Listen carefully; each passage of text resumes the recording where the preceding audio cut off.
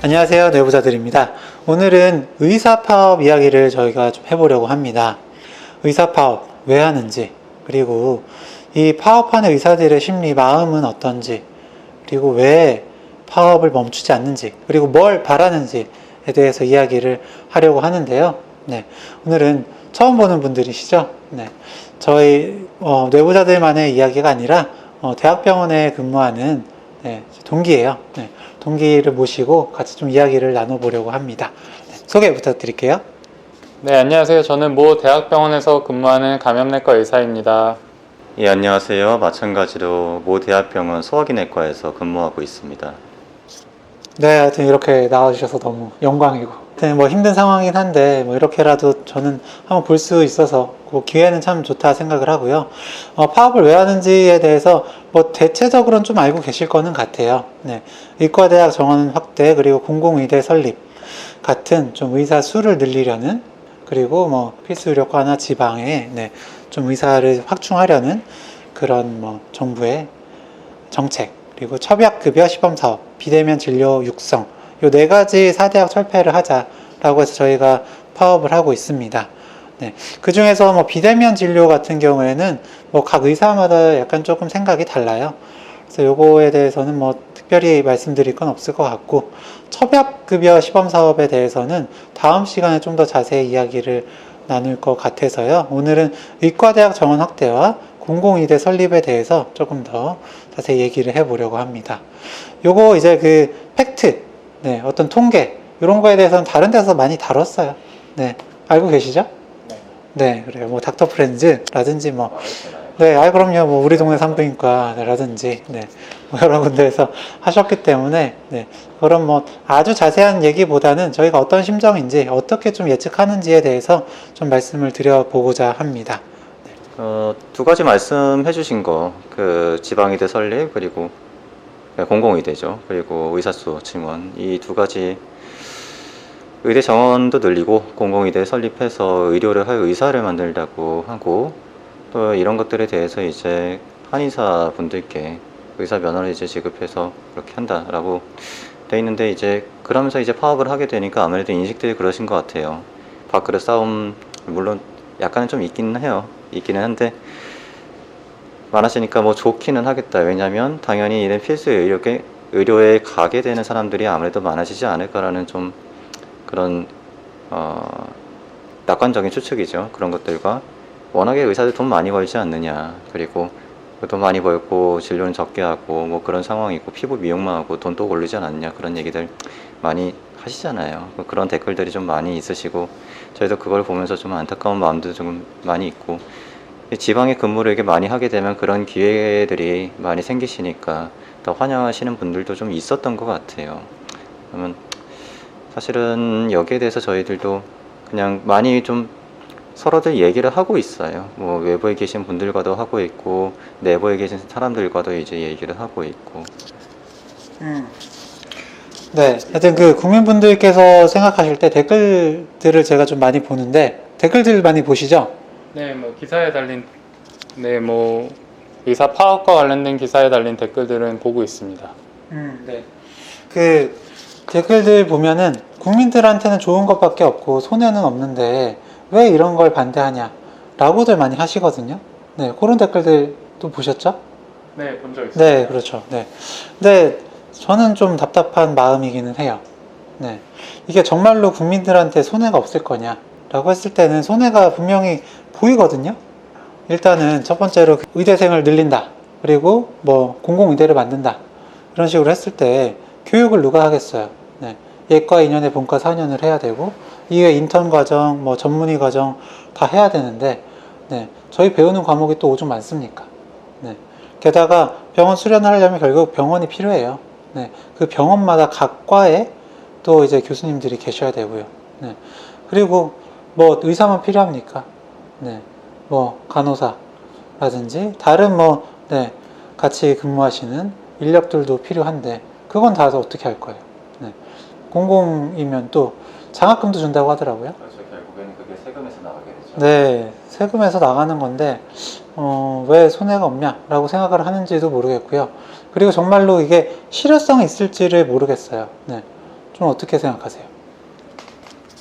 네, 일단은 뭐 저는 감염내과 의사이기 때문에 감염내과 의사의 관점에서 말씀을 드리면 정부에서 의대 정원 늘리고 공공의대를 설립하는 주요 목적 중에 하나가 감염내과 의사와 같은 필수 진료 인력 확보라고 알고 있습니다. 실제로 보건복지부 홈페이지에 제가 들어가 봤더니 거기에 신문 10답이라는데 왜 의대 증원이 필요합니까에 감염내과 전공자가 부족해서입니다 라는 얘기가 나와 있더라고요. 그리고 그 이야기의 말미에 의료진과 뭐 긴밀하게 소통해 나가면서 협의해 나가겠습니다 라고 되어 있는데 저는 그걸 보고 약간 의문이 들었습니다. 언제 소통을 했었지? 라는 생각이 우선 들었는데 감염내과 의사가 부족하다 그래서 감염내과 의사를 뽑아야 된다라고 정부에서 생각을 했으면 먼저 감염내과 의사가 왜 부족한지에 대해서 먼저 고민을 해봤어야 된다고 생각을 합니다. 그러면 왜 내과 전공의들이 감염내과를 선택하지 않았는지 내과 전공의들 얘기도 들어봐야 될 테고 실제로 감염내과 의사를 하고 있는 분들의 이야기도 들어가서 감염내과 의사 일을 하면서 느끼는 어떤 장애물이 어떤 게 있는지 그래서 감염내과를 하고 싶지만 못했던 분들의 이야기도 들어가서 왜 못했는지 뭐 대한감염학회나 학계의 이야기도 들어볼 수가 있겠죠. 그런 의견들을 다 들어보아서 문제점에 대해서 고민을 해보고 그러면 이런 문제를 해결하기 위해선 어떤 해결책을 내야 되겠다라는 해결책들을 쭉 고민을 해본 다음에 각각의 해결책의 어떤 기대되는 효과와 예상되는 문제점들에 대해서 충분히 토의 과정을 거치고 그런 다음에 그 정책을 추진을 나가는 게 순리에 맞다고 생각을 합니다. 근데 이번에 감염내과가 부족하다라는 문제인식에서 그런 의료계, 특히 뭐 감염내과니까 감염내과 의사들이 어떤 의견 수렴 과정을 거쳤다는 얘기를 저는 들어본 적이 없습니다. 그래서 이런 식의 정책 추진 방향이 과연 올바른 결론에 도달할 수 있을지에 대해서 많은 의문을 가지고 있습니다. 그래요. 결국엔 사실 이게 어떤 정치적인 프레임이 씌워지면 안 돼요. 그러니까 의사들이 공부를 하는 거는 사전에 뭐 얘기가 그냥 뉴스로만 몇 번 나오던 얘기가 현실화가 되기도 하고 그리고 그 과정에서 실질적인 의료계와의 얘기가 있었냐 그런 거는 아니었던 거를 모두가 알고 있거든요. 그리고 정말로 이제 그들이 이제 정책을 입안하시는 분들께서 얘기를 하시는 그런 부분이 정말로 정확한 해결책이냐. 사실 정답은 민주주의로도 공산주의로도 정해지는 게 아니거든요. 그리고 저희가 생각하는 거는 정말 이게 부족하다고 인식할 수 있는 그런 상황이냐. 말씀하신 대로 일을 할 때부터 만들어져야 돼요. 그리고 여건이 만들어져야 되고요. 의사수 늘려봤자 그걸 보조할 수 있는 다른 인력이 없으면 거기에 대해서 뭔가 할 수 있는 방법이 저는 없다고 생각합니다. 그래서 차라리 그 돈 가지고 뭔가 이제 병원이나 그런 쪽으로 이제 설립을 하는 건 사실은 어려워요. 왜 그러냐면 어마어마한 돈이 들거든요. 그것도 굉장히 이제 그 상황이나 거기로 이제 환자도 많이 와야 되는 것도 있고 단지 이제 수익을 어느 정도는 그래도 내야 계속해서 이게 돌아갈 겁니다. 군병원 생각하시면 될 것 같아요. 그런 거. 근데 그게 된다는 보장이 있어야 되는데 현재 이제 우리나라는 거의 대부분 민간 위주로 들어가잖아요. 그러다 보니까 당연히 민간 수준에서는 수익이 완전히 낼 수가 없는 사람을 더 많이 뽑을 수는 없는 상황이고 또 설령 그게 필요해서 요청한다 하더라도 이상하게 그게 이제 병원 맘대로 되지는 않아요. 그런 부분들 때문에 실질적으로 의사가 부족하다. 그런 것들은 실질적으로 정말 의사 수가 부족한 게 아니라 필수 의료에 종사할 수 있는 그런 환경이 없기 때문에 그런 거거든요. 그것부터 해결을 해야 되는 게 아무래도 맞는 것 같고 오히려 그런 일에 종사하지 않는 사람들만 더욱더 늘어날 것 같은 불안감이 드는 거죠. 네, 맞습니다. 정말로 그 4,000명이 나온다. 네, 혹은 뭐 한의사한테 면허를 줘서 그 의사 면허를 줘서 네, 의사 수가 든다. 라고 했을 때 그분들이 지방에 가고 필수과를 하실지가 정말로 의문입니다. 네. 우리나라 있잖아요. 인구 증가율은 감소하고 있지만 어쨌든 인구가 계속 늘어나고 있는 건 사실입니다. 왜 그런데 지방에 있는 학교들은 폐교를 하고요. 네. 왜 젊은 사람들은 계속 도시로 떠나게 되는 걸까요? 계속 비잖아요. 네. 이건 결국에 그분들이 돈에 미쳐서 그런 게 아니라 네. 도시가 좀 더 일자리가 많고 인프라도 좋고 살기 좋으니까 그렇게 가게 되는 거라고 생각을 합니다. 네. 마찬가지예요. 그러니까 지금 인구가 부족해서 지방에 사람이 없는 게 아닙니다. 네. 인구를 늘린다고 해서 지방에 사람이 그냥 더 늘는다는 게 아니에요. 네, 의사를 그냥 늘린다고 해서 네, 그 사람들이 지방에 간다 생각하는 건 너무나도 네, 1차적인 사고 방식이고. 네, 그리고 제가 뭐 기사에 달린 리플들이나 이런 걸 보다 보면은 더 이상 미룰 수 없다. 더 이상 그런 필수 의료 인력의 배출을 미룰 수 없다. 지금 해도 10년 그 이상이 지나서 인력이 나오기 때문에 더 이상 미룰 수 없다. 그래서 조속히 추진해야 된다. 이런 리플들을 볼 때가 있는데, 저는 그런 리플들을 볼 때 오히려 그 의견보다는 다른 생각이 들더라고요. 지금 정책을 추진해도 그 결과가 나오는데 10년 이상의 결과가 걸립니다. 즉, 이 정책의 성패는 10년이 지나서 나왔을 때 확인이 가능한 겁니다. 즉 10년 뒤에 정책이 실패, 이거는 효과가 없다고 귀결이 돼도 이미 10년간 진행돼 있던 게 있기 때문에 다시는 되돌릴 수 없고 그 피해는 고스란히 국민 여러분들께 돌아올 수밖에 없습니다. 그래서 사전에 정책을 추진할 때 더 철저하게 논의되고 고민하고 예상되는 부작용에 대해서 고려하고 추진을 해야 된다고 생각을 합니다. 네, 그러기 위해서 전문가 집단과 사실은 얘기를 했어야죠. 근데 잘 안 됐던 것 같아요. 그리고 애초에 공유가 우리 입장에서도 많이 되지 않았던 부분들도 좀 있었던 것 같고요. 맞습니다. 네, 저도 의사지만 아플 때는 환자이기도 하고요. 네, 또 지방에 정신과가 없어서 멀리서 찾아오셨다라는 이야기를 들을 때는 참 그게 안타깝기도 하고, 네, 많이 힘드셨겠다라는 생각도 듭니다. 정말로 지방 인프라가 좀 잘 구축이 되고, 네, 많은 의사들이 그렇게 좀 분산이 되면 좋겠어요. 네, 그리고요, 또 어떤 뭐 내과, 외과, 산부인과, 소아과, 신경외과, 흉부외과 이런 과 하고 싶어서 의대에 들어온 친구들이 참 많습니다. 네, 멋있어 보이잖아요. 네, 또 뿌듯하기도 하고. 네. 그런데 이런 친구들이 중간에 마음을 꺾고 네, 다른 과를 한다거나 혹은 끝까지 수련을 마치고 네, 전혀 상관없는 다른 걸 하는 그런 경우들이 있거든요. 네, 그렇지 않게 해줬으면 좋겠어요. 어쨌든 힘든 일을 하는 거, 그리고 네, 지방 많은 사람, 사람에 따라 좀 다르긴 하겠지만, 네, 좀 많은 사람들이 기피하는 그런, 험지, 시골, 지방, 이런 데서 근무하시는 분들께는, 네, 좀 더 지원이 됐으면 좋겠습니다. 네, 밥그릇 얘기를 하시는데, 저희 밥그릇을 더 챙겨달라는 게 아니라, 네, 그런 필수 의료라든지, 좀 힘든 곳에서 근무하시는 그런 분들, 네, 좀 지원을 해 주셨으면 좋겠어요. 실제로 말씀하신 것처럼 저희가 지금 진료 현황도 사실은 조금 힘들기는 한 건 있는데요. 그렇다기보다도 지금 가장 시급한 건 정말로 이제 바이탈이 흔들리는 환자들, 그러니까 위급한 환자들이죠. 그런 사람들이 이제 중환자실 병상을 많이 유지하면 좋겠죠. 문제는 그게 이제 손해가 된다는 그런 구조 자체가 되게 좀 이상하다고 생각들을 다 하실 거예요. 근데 그게 마치 당연화되는 것처럼 지금 그렇게 가고 있는 것도 참 이상하고, 이거부터 개선을 좀 시켜줘야 되고, 거기에 대해서는 사실 할 수 있는 얘기가 너무 많은 것 같습니다. 아예 그냥 다른 그 편을 하나 만들어야 될 정도로 그 정도인데, 그렇다고 할지라도 그걸 지금 얘기할 수는 없는 거고, 그래서 그런 부분들부터 개선이 먼저 시급되어야 그쪽으로 이제 사람들이 많이 유도가 될 것이지, 사람만 많이 늘린다고 거기 가는 건 아니거든요. 설령 이제 10년이잖아요. 제가 지금 이제 한 11년 차인가 12년 차, 저희가 그 정도죠. 의사 타이틀을 따고 그렇게 된 죠.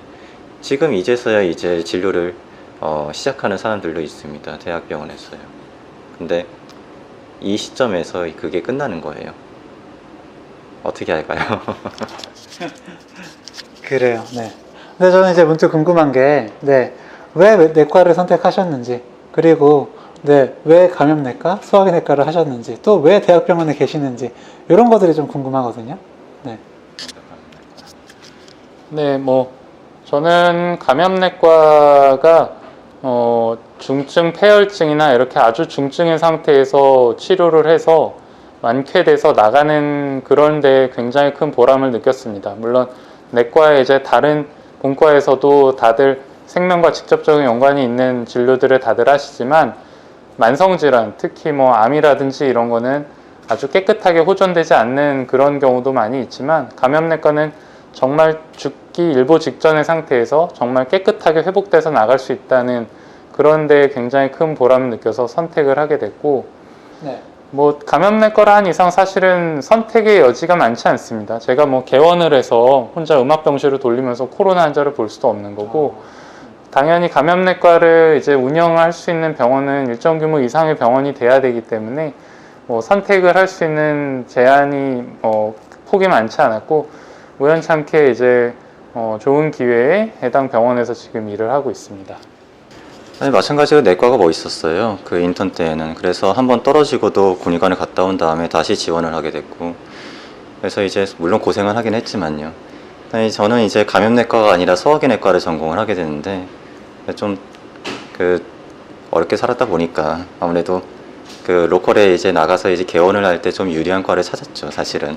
그런데 이제 정작 제가 전공을 하게 된 것은 간 쪽입니다.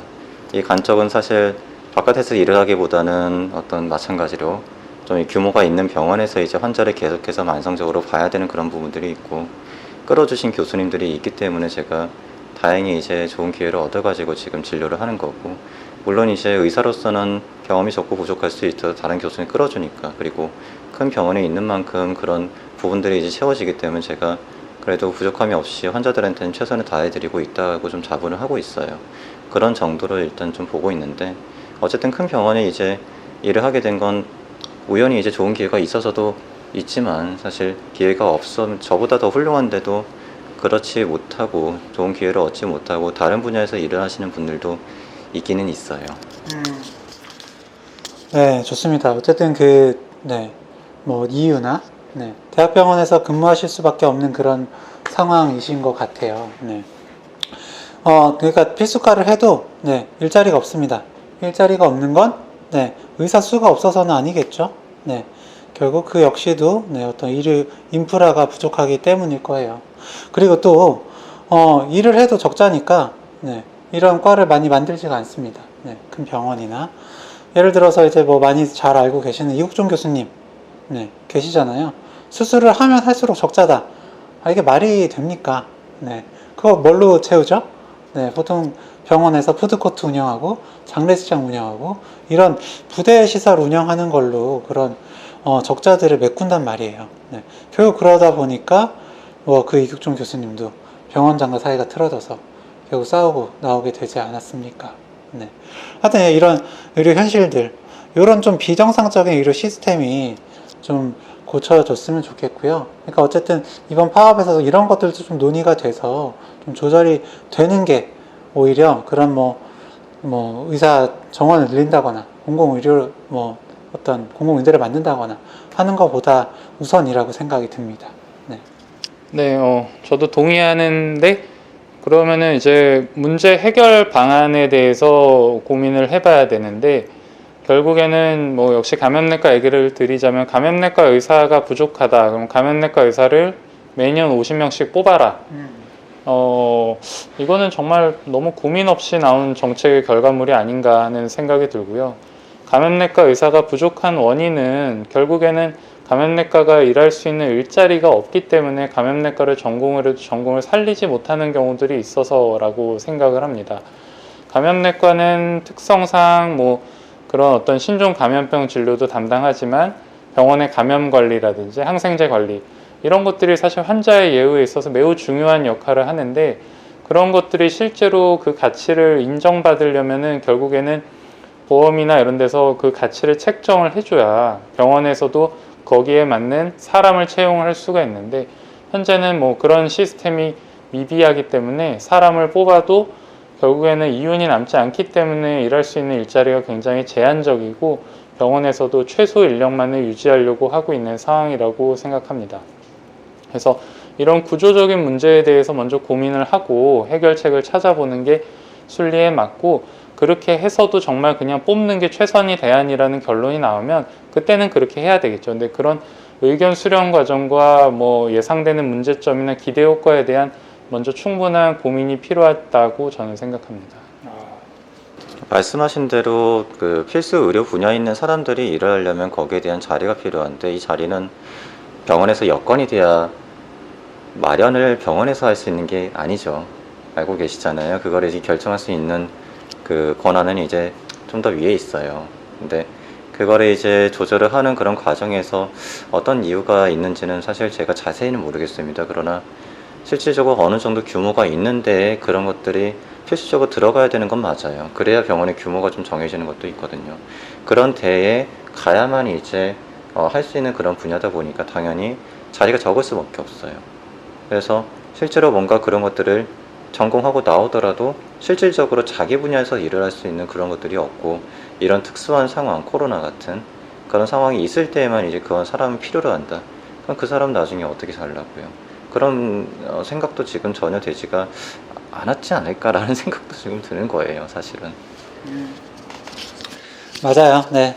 참 의사들이 이런 정책, 트렌드에 되게 민감합니다. 네. 예전에 실제로 뭐 산부인과 같은, 지금은 어떻게 보면 기피과, 필수과인데 그게 이제 최고 인기과였던 때가 있고요. 네.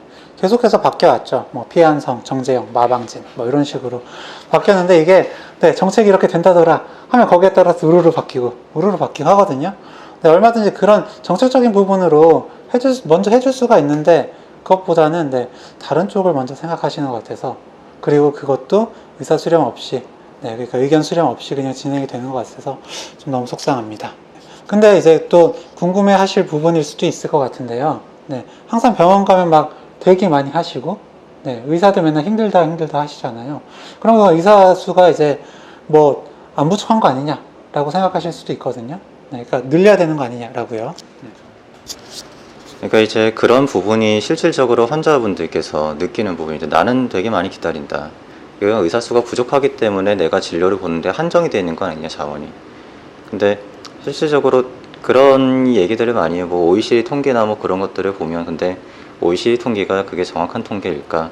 그건 이제 각 국가에서 제공을 해주는 통계로 제가 알고 있는데 사실 정확하게 모르겠습니다. 근데 그 다른 이제 여건들이나 그런 것들 볼 때 제주도나 전라북도, 경상도 이런 쪽에서 이제 몇 시간 걸려서 저한테 오셔가지고 몇 시간 걸려 너무 힘들다고 진료를 보시는 분들께는 당연히 제가 위로를 드리면서 진료를 드리지만, 생각해보면 쉽죠. 어떻게 보면 서울까지 금방 오잖아요. 접근성이 그만큼 뛰어나고 그만큼 이제 큰 병원으로 쉽게 올 수 있습니다.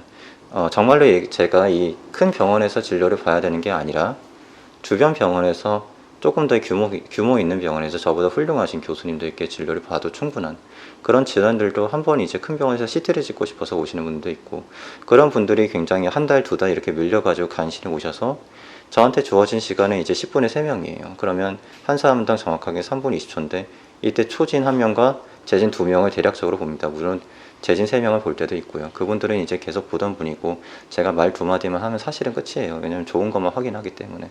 그러나 초진은 이제 여러 이제 자료들을 들고 오고, 제가 그걸 처음 보고, 심지어는 환자가 인식하는 것과 그것이 아닌 경우도 있고 더 심각한 병인 경우도 있기 때문에, 제가 그거를 다 설명하고, 만약 그게 안 좋은 결과라면 위로를 하고 앞으로 이제 이렇게 가야겠다, 인커리지를 시키고 좋은 방향으로, 예, 그런 것들을 다 위로를 해드려야 되는 시간이 필요해요. 그 시간이 사실 3분 20초고 그거보다 더 시간을 초과하게 되면 그만큼에 밀리게 됩니다. 그래서 큰 병원에서 사실 기다리게 되는, 정말 죄송한데요. 저도 많이 좀 밀리게 하는 그런 주범이에요. 근데 어쩔 수가 없습니다. 좀 최선을 다하려다 보니까 앞에 분한테 최선 다하고 뒤에 분한테도 최선 다하다 보면 그 뒤에 분에서 어쩔 수 없이 좀 죄송하다고 말씀드릴 수밖에 좀 없는데, 그런 부분들이 의사 수가 실제로 부족하기 때문에 그러지 않냐고 하는 것 같아요. 실질적으로는 환자의 배분 문제 같습니다, 제 생각에는요. 네. 배분 문제다. 네, 라는 부분. 네. 그리고 또 이제 3분 진료 말씀, 이렇게 3분 20초 하신다고 말씀을 하셨는데, 네. 만약 여건이 된다면 좀 더 길게 보고 싶으신가요? 10분 보고 싶죠. 몇 분 보고 싶으신가요? 10분 이상 보고 싶죠. 왜 그러냐면 환자랑 이런저런 얘기하면서 환자랑이 라포를 쌓는다고 얘기해요. 환자랑 관계를 쌓는다는 거죠. 제가 그분의 인생에 이제 조연이 드려야 되는 거예요. 그러니까 잠깐 나오다 사라지는 그런 엑스트라가 돼야 되는지, 아니면 여러 가지 건강을 챙겨야 되는 사람이 돼야 되는지 먼저 판단을 해야죠. 그 정도의 시간이 사실 저희도 부족하긴 한데, 그만큼 인간관계를 쌓지 않고 그냥 의료만 하고 있는 거예요, 어떻게 보면요. 그러게요. 네. 환자분들만 그런 3분 진료에 불만을 가지고 계시는 게 아니라, 네, 의사들도 3분 진료에 대한 불만이 있습니다. 근데 저희가 네, 돈독이 올라서 돈에 미쳐서 그렇게 3분 진료를 하는 게 아니라, 그럼 뭐 분배의 문제라든지, 혹은 그렇게 3분 진료를 하지 않으면 적자가 나는 그런 시스템을 만들어 놨기 때문에 어쩔 수가 없어요. 이런 상황에서 네, 충분히 거기에 대한 뭐 상담하는 그런 시간에 대한 보상을 주지 않으면 사실은 길게 보기가 어렵죠. 사실 정신과도 최근에 이렇게 개원을 많이 하고 최근에는 이제 정말 2, 30분 면담해 주시는 선생님들이 늘어나고 있는데 이거 역시도 수가 체계를 조금 바꿔서 상담을 했을 때 거기에 대한 보상을 좀 더 해주셨거든요. 그렇기 때문에 저도 할 수 있고 다른 선생님들도 할 수 있는 건데 이런 식으로 좀 더 네, 보상이 되면 환자도 좋고 의사도 좋고 네, 좋지 않겠습니까? 그렇게 됐으면 좋겠어요. 네, 결국 참 저희도 이렇게 파업까지 간 상황이 네, 너무나 안타까운데요. 사람이 언제 힘든지를 생각해 보시면 그리고 또 어떤 상해를 입힌다거나 이런 크게 다툼이 생기는 경우들을 보면 아주 큰 일이 아닐 때도 많습니다. 진료실에서 어떤 갈등 상황으로 해서 오셨을 때 여쭤보면 사실 큰 일은 아닌데요 라고 말씀을 하시거든요. 근데 들어보면 그런 상황들은 좀 무시받거나 인정받지 못하는 그런 상황들에서 네, 굉장히 화가 나서 1차적으로 문제 행동이 나타나는 경우들이 대부분이에요. 지금 의사 마음들이 좀 그런 것 같아요. 무시받았다, 좀 인정받지 못한다 라는 그런 마음이요. 네, 당연히 이제 직역 당사자 그리고 가장 큰 영향을 받는 이해 당사자인 의사 직군의 의견 수렴 과정 없이 진행된 정책 결정 과정에서 일단은 1차적으로 분노를 하게 되고 그 이후에 지속적인 개선 요청에도 응하지 않고 일방적 정책 추진에 또 한 번 분노하게 되고 결국 파업이라는 최후의 수단까지 몰린 상태에서 파업에 임할 수밖에 없게 만든 환경에 다시 한번 분노하게 되고 그런 환경에서 파업을 실제로 했을 때 마치 대화를 마치 일방적으로 의사들이 안 하고 있다는 그런 태도에 다시 한번 젊은 의사들이 많이 분노하고 있는 것 같습니다. 그런 게 현재 전공의들이 전부 파업에 참여하고 의과대 학생들도 참여하는 원인이라고 생각합니다. 그래서 정부에서 대승적으로 앞에서 말씀드린 그런 다 같이 이제 정말로 진지하게 한번 우리나라 의료 체계에 대해서 원점에서 검토하는 시간이 필요하다고 생각하고요. 다만 현재는 코로나로 인해서 굉장히 비상시국이 맞습니다. 코로나가 굉장히 확산세가 지속되고 있고 코로나 방역 그리고 코로나 확진 환자에 대한 진료가 차질 없이 이루어져야 되기 때문에 이런 코로나 환자 이런 비상시국에 정부와 의료계가 이 힘을 합쳐서 방역 및 환자 진료에 최선을 다하고 이게 다 해결된 다음에 다시 한번 원점에서 우리나라 의료에 대해서 진지하게 논의하는 그런 자리가 마련되었으면 좋겠습니다. 사실 의사들이 파업을 한다고 하지만 여기에는 여전히 찬반이 있어요. 그리고 어떤 분들께는 직접적으로 단체 행동에 참여하지 않으시고 진료를 계속 유지하시는 분들도 있는데 여기에 대해서 이제 가치 판단할 수 없는 이유는 저희로서도 환자와의 관계가 굉장히 중요해요. 왜 그러냐면 내 앞에서 안 좋은 사람이 있잖아요.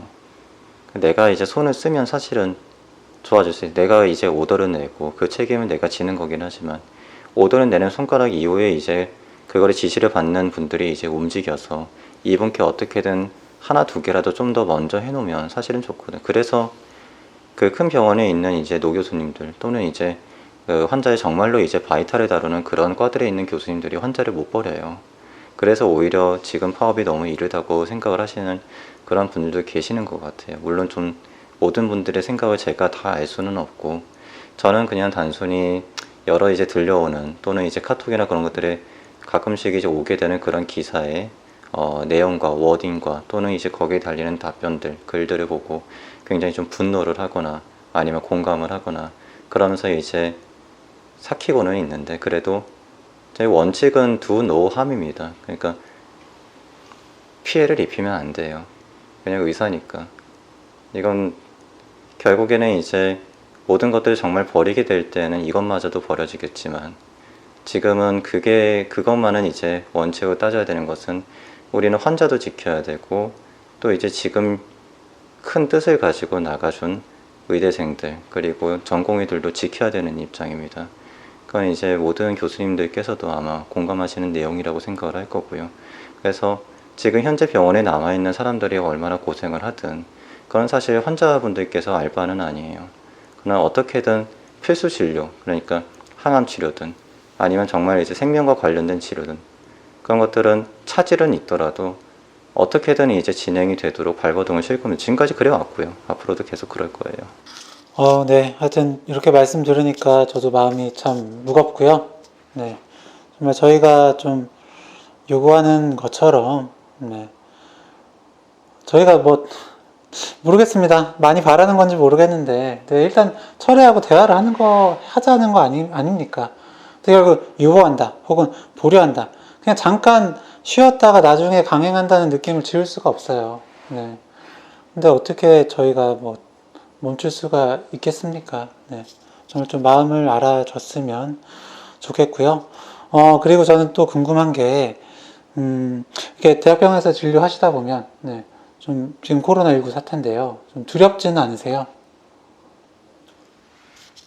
네, 뭐 코로나 이제 확진 환자를 직접 진료를 할 일이 있습니다. 코로나 확진 환자를 진료를 할 때 이제 레벨 D라는 방호복을 입고 진료를 하게 되는데 당연히 두려움이 있죠. 처음에 특히 이제 방호복 입고 코로나 확진 환자를 진료할 때 물론 뭐 제가 걸려서 아플 거에 대한 뭐 걱정도 있을 수 있겠지만 사실은 뭐 그거에 대한 걱정보다는 제가 걸렸을 때 뭐 저의 가족이라든지 지인 그리고 특히 제가 진료하는 환자분들한테 제가 옮기게 될 경우에 그 파장에 대한 걱정 뭐 그런 것들 때문에 당연히 두려웠던 게 사실이고요. 그런 면에서 이제 더 철저하게 방호복 입고 걷고 하는 연습을 하고 그리고 뭐 진료에 임하게 되고 이제 그런 과정이 이제 쭉 많이 지나오면서 지금은 이제 좀 더 그렇게 잘 할 경우에 감염되지 않는다라고 저희 알고 있어서 하긴 하지만 여전히 아주 마음이 편하고 뭐 그렇지 않습니다. 늘 긴장감을 가지고 일하고 있습니다. 마찬가지로 직접적으로 코로나 환자를 코비드19 환자를 보는 이제 감염내과 교수님들 또는 호흡기내과 교수님들이 있는데 저는 뭐 그분들보다 당연히 이제 더 뭔가를 한다는 그런 건 아니에요. 그래서 함부로 말씀을 드릴 수가 오히려 없는 입장이지만 그래도 병동에서 뭔가 증상이 생기거나 그럴 때 당연히 이제 혹시라는 그런 것들을 저거 할 수는 없죠. 그러나 그런 부담감이 있더라도 어떻게든 빨리 확인을 하고 제일 중요한 건 이제 방역이고 뭐 그런 것들은 둘째 치더라도 이런 것들이 빨리 잘 치료가 되도록 하고 빨리 이제 확인을 해서 이 사람이 어떻게 갈 것인지 예후를 예측하고 그런 것들이 저희가 해야 되는 일이잖아요. 큰 병원에서 결국은 일하다 보면 이런 상황 저런 상황 다 마주치게 될 텐데 그건 예측할 수가 없어요. 그 예측하지 못하는 일에 대해서 어떻게든 이런 상황도 벌어질 수 있고 저런 상황도 벌어질 수 있는 것들을 다 머릿속에 넣고 부딪힐 수 있는 각오는 일단은 해야죠. 다만 지금은 사람들이 나갔기 때문에 그래서 더 힘을 내야 되는 상황 같습니다. 그래요. 참 의사도 사람이고 네, 이렇게 두렵습니다. 네. 근데 코로나19가 처음 대구에서 집단 발발했을 때 어땠나요? 전국에 있는 350여 명의 의사들이 자발적으로 네, 대구의 그런 힘든 분들을 돕기 위해서 달려갔습니다. 네, 두렵지만 갔던 거거든요.